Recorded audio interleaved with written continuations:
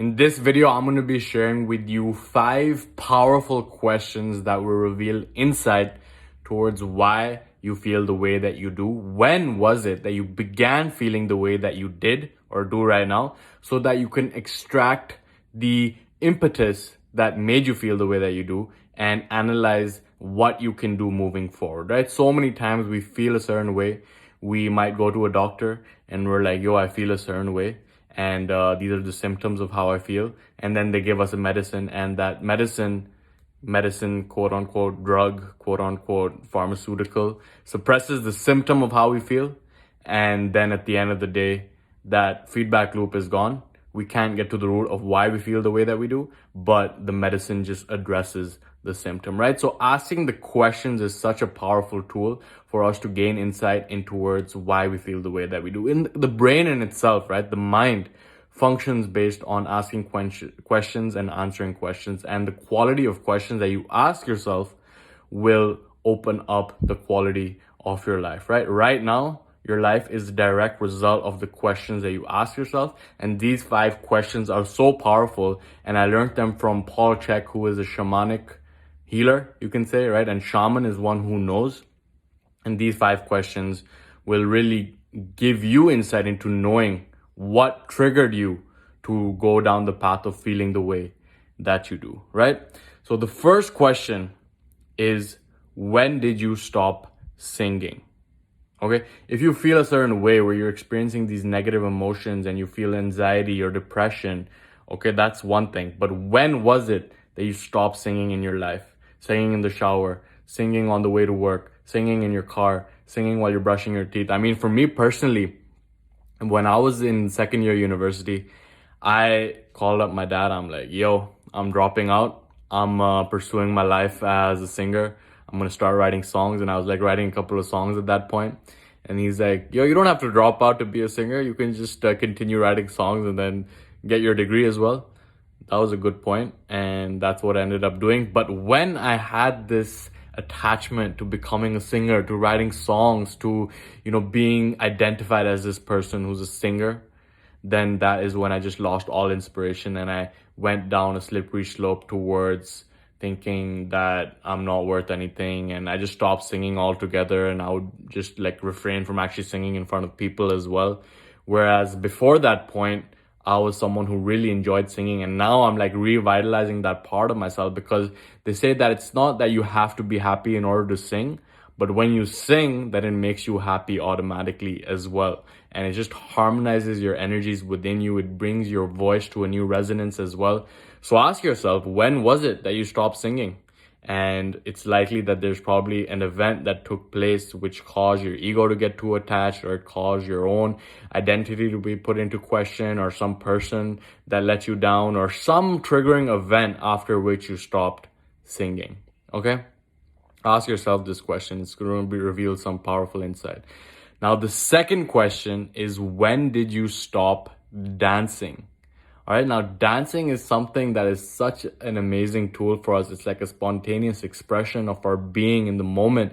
And so many times I remember personally, I was like, it's not my thing to dance, right? I don't like dancing. But if you look at a little kid who hasn't been programmed with all these subconscious beliefs and programs from society and parents and conditioning and trying to fit in, a kid is always in his motions, right? He's always able to express himself. I look at my nephews and nieces, I remember my nephew was 2 years old. He would just be dancing all the time. Now as he's, becoming more grounded in his identity, I don't know, he's becoming more identified with his ego, you can say. Now he gets shy, right? He gets shy when people are watching him and stuff. But at this point, I mean, personally as well, I remember when I was in high school, I would just be dancing isn't my thing. And now dancing is something that brings me the most joy in my life, right? Seriously. And that's something that I've refrained from in my life in the past. But once you really get into it and really dance your way without thinking about what someone else is going to think, because more often than not, if you classify someone who's not a dancing person, then you are identified with how people are seeing you, right? Comment below and let me know if that's true or not. If dancing is not your thing, what is the reason?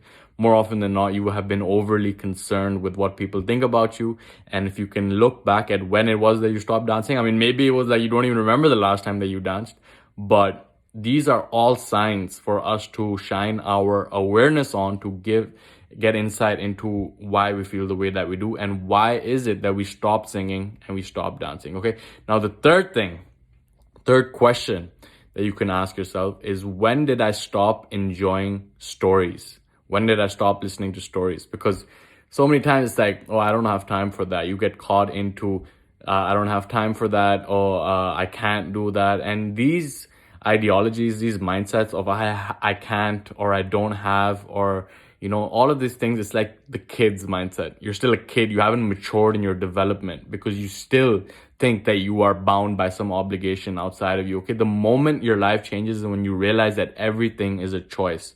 Okay, not to do something is a choice not to do something. And every single choice that you made in your life has brought you to where you are right now. And when you say that I can't or I don't have, then you're really giving up your responsibility of your own time to dictate how your behaviors are being exhibited as well. So let go of that first and foremost. Get awareness that everything is a choice and you can choose to do whatever it is that you want to do.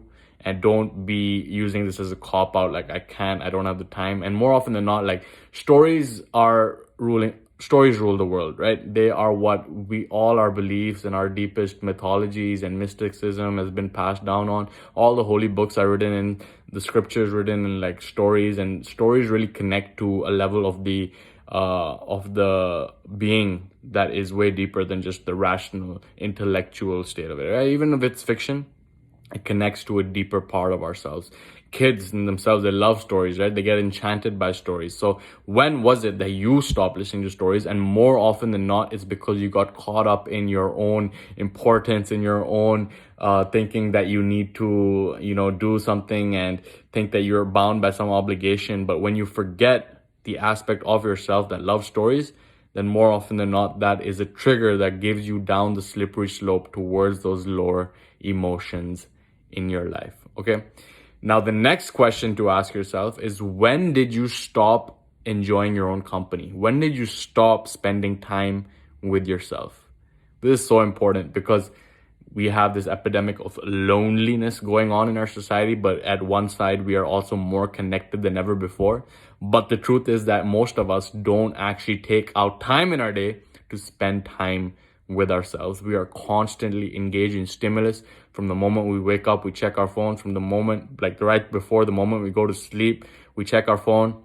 And in between then, it's just constant stimulus coming in, whether it's TV, whether it's messages. Like, when was the last time you actually sat with yourself? If you're a practitioner of meditation, that's awesome. If you spend time with yourself out in nature and just sit in your own company and enjoy your own company, that is the only way for you to develop deeper relationships in your life. The extent which you can know someone, the extent to which you can develop a relationship with someone that is not dependent, right? We form these dependent relationships whereby we seek this validation from someone else, but that only happens when you are not in your own space, when you are not developing a relationship with yourself to the point where you can spend time in your own company. So when was it that you stopped spending time with yourself?